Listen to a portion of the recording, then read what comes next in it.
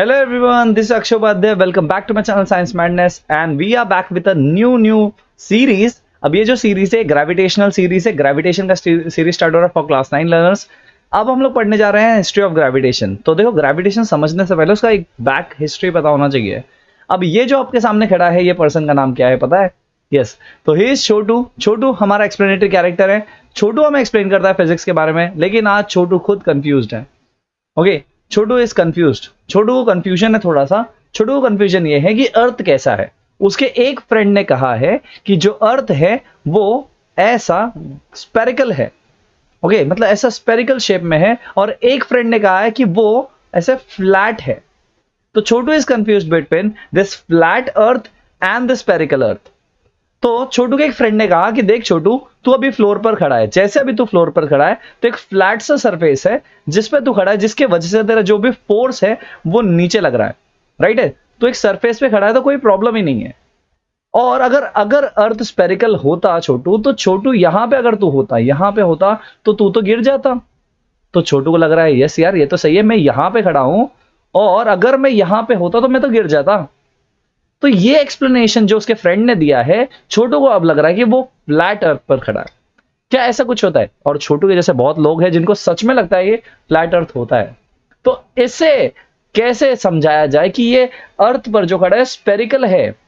अब इसको समझाने के लिए हमें ग्रेविटेशनल फोर्सेस के बारे में पता होना चाहिए कि ग्रेविटेशनल फोर्सेस कैसा है। कि अगर छोटू कहीं पे भी खड़ा हो, ओके, भले वो अब जहां पे खड़ा है वहां पे हो, या फिर समझो वो यहां पे हो, कहीं पे भी हो, उसका जो फोर्स ऑफ अट्रैक्शन है वो अंदर की तरफ ही लगेगा।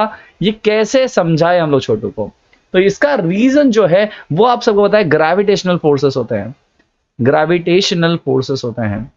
तो हम लोग सीधा जंप कर दें न्यूटन्स लॉ पर? नहीं, न्यूटन्स लॉ को समझना तो ठीक है, वो तो हम लोगों ने समझ लिया कि हाँ ऐसे ऐसे फोर्सेस लगते हैं, बट उसके बैकलॉग में तो कुछ होगा। ऐसे ही सन भी तो अट्रैक्ट करता होगा किसी को।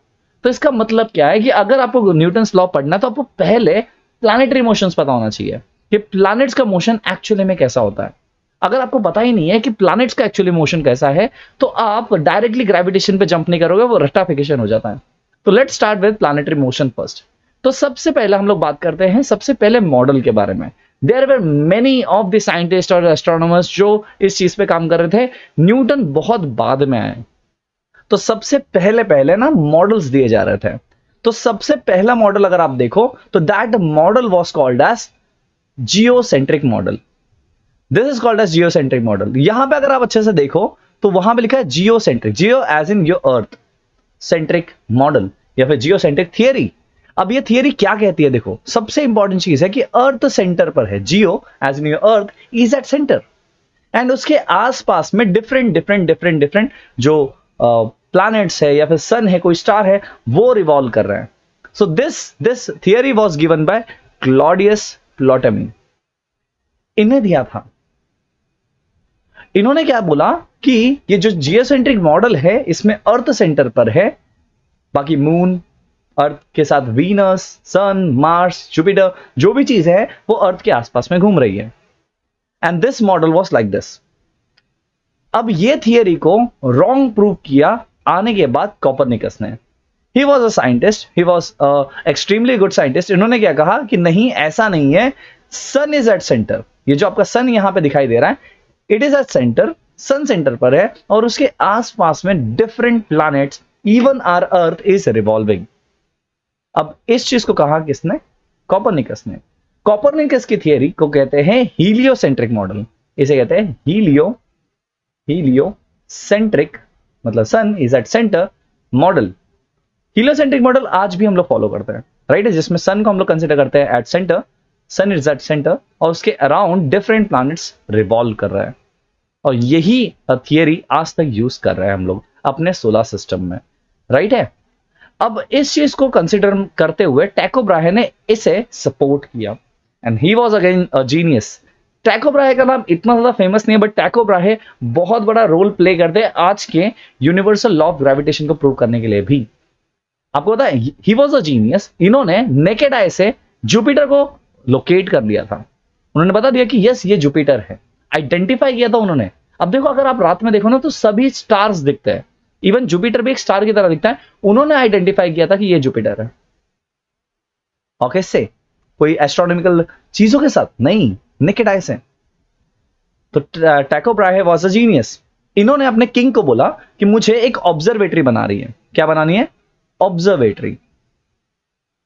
ऑब्जर्वेटरी बनानी है मुझे, एक बड़ी सी ऑब्जर्वेटरी बनानी है, सो दैट मैं ऑब्जर्वेशंस कर पाऊं चीजों का। तो उनके किंग ने उनको एक जगह दे दी, एक बड़ा सा जगह दिया, इवन कुछ अमाउंट दिए, फाइनेंशियल हेल्प भी दी, और ये जो पार्ट था लैंड का वो भी दे दिया, सो दैट वो एक ऑब्जर्वेटरी बना पाए। उन्होंने एक ऑब्जर्वेटरी बनाया and that observatory looked like this.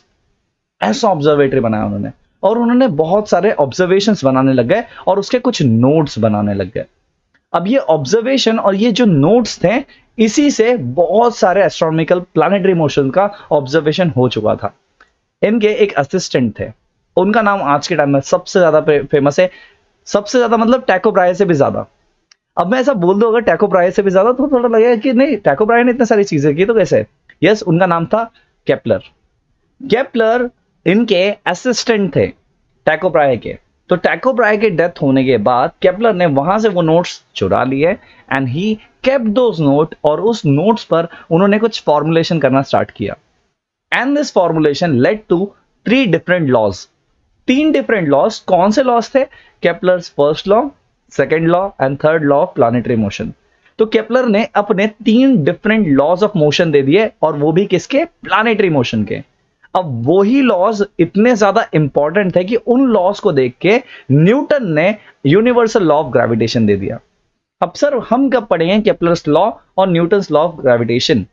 इसके बाद वाले लेक्चर में। तो जो इसके बाद वाला लेक्चर है, that would be Kepler's law of motion, planetary motion. आप उस चीज के लिए भी स्टे ट्यून्ड। आई होप आज का सेशन आप सबको अच्छा लगा होगा। अगर अच्छा लगा है बच्चों, तो आप लोग चैनल को सब्सक्राइब कर सकते हो, लाइक कर सकते हो वीडियो को, और कमेंट कर सकते हो आप क्या चाहते हो इस सीरीज में और क्या क्या आए। Thank you.